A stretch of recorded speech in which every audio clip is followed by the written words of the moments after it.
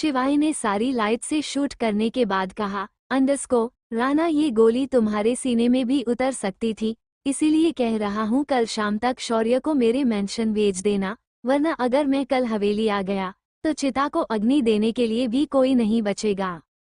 शिवाय रघुवंशी पलटकर जाने लगा तो राणा ने थोड़ा नर्म लहजे में कहा, शिवाय रघुवंशी शौर्य इस हवेली का इकलौता वारिस है। शिवाय रुक गया और वापस आकर मुस्कुराकर बोला, हाँ ये तो है, इंडिया में ये बहुत बड़ी प्रॉब्लम है, इकलौता लड़का, उसे बचा कर रखो, उसे चोट नहीं आनी चाहिए, वह वंश चलाएगा।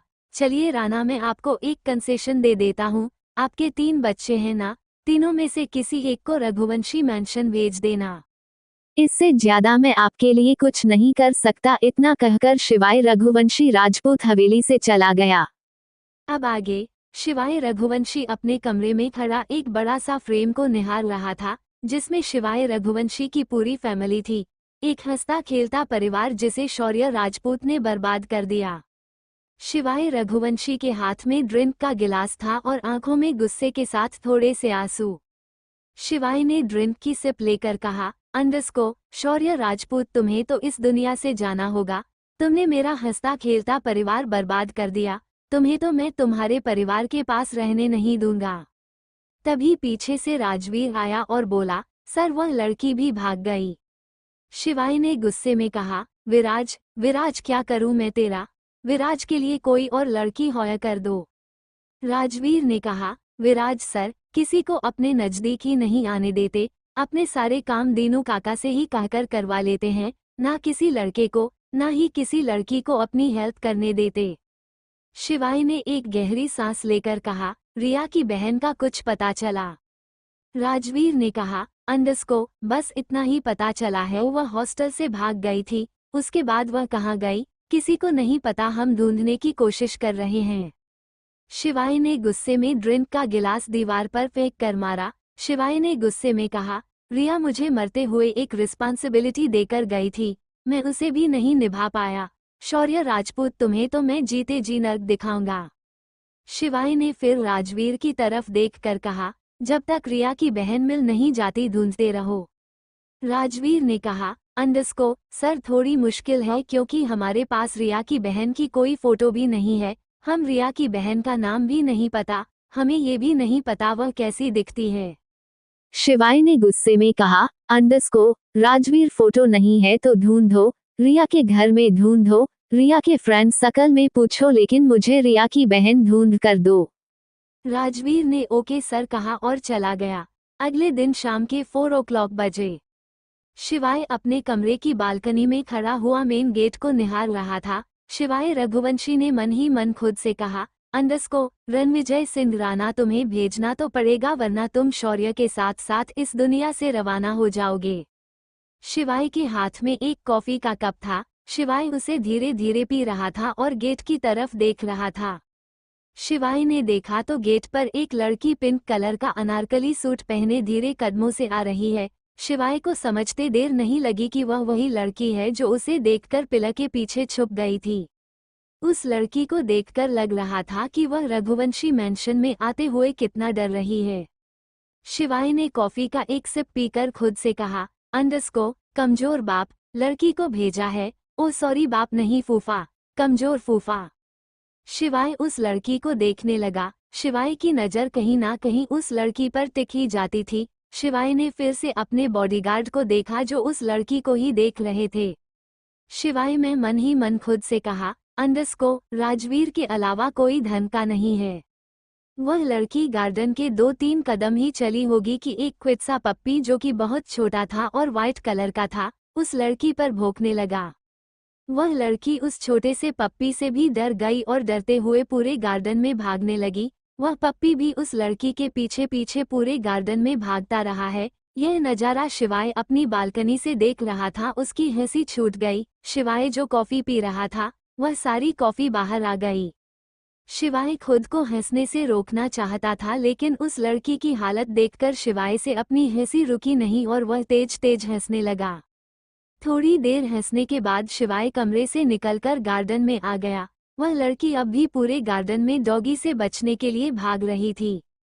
शिवाय ने एक नज़र फिर से अपनी बॉडीगार्ड को देखा जो हाथ बांधे गार्डन के चारों ओर खड़े थे और उस लड़की को हंसते हुए देख रहे थे। शिवाय ने घूर कर अपने बॉडीगार्ड्स को देखा तो सब बॉडीगार्ड ने अपनी नजरें नीचे कर ली।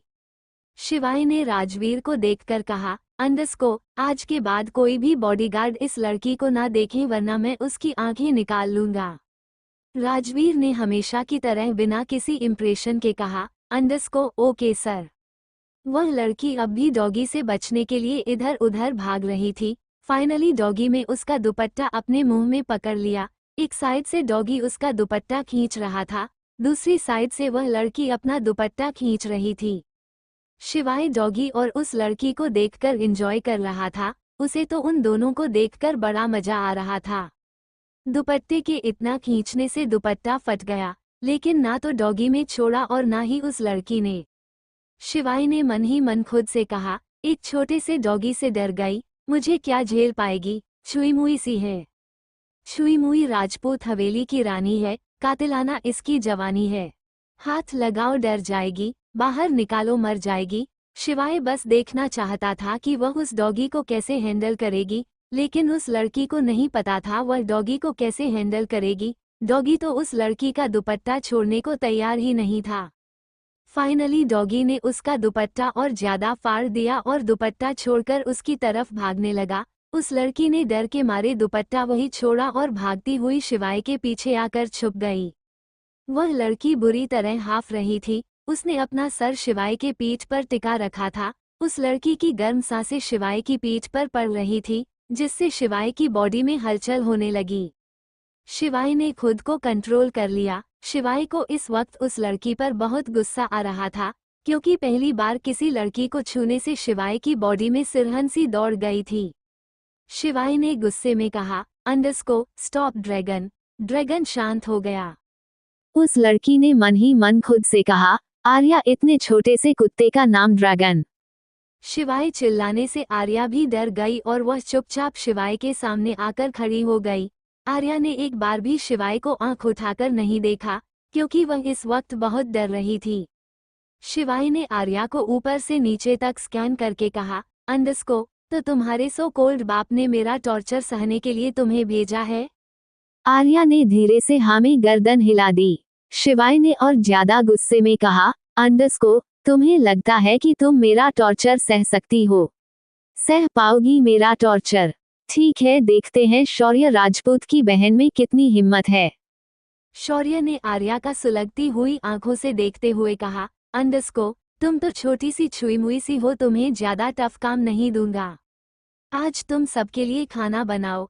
आर्या शिवा की बात सुनकर अंदर जाने लगी। शिवाय ने आर्या का हाथ पकड़ लिया।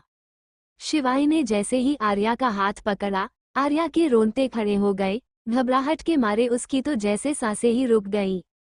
शिवाय ने आर्या का हाथ पकड़ा तो फील किया कि छुई मुई सॉफ्ट सी और नाजुक सी है, जैसे अगर वह उसे कसकर पकड़ लेगा तो उसकी हड्डी टूट जाएगी। शिवाय ने आर्या का हाथ छोड़ दिया। शिवाय ने आर्या के हाथ की तरफ देखा तो हाथ पर उंगलियों के निशान बन गए थे।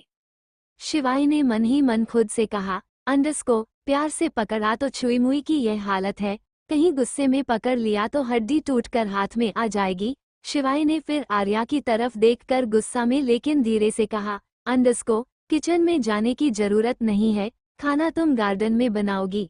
शिवाय ने राजवीर को देखकर कहा, अंडस्को, समझा दो इसे खाना कैसे बनाना है। इतना कहकर शिवाय फिर से अपने कमरे में चला गया। आगे का पार्ट देखने के लिए लाइक, सब्सक्राइब और कमेंट करें। धन्यवाद।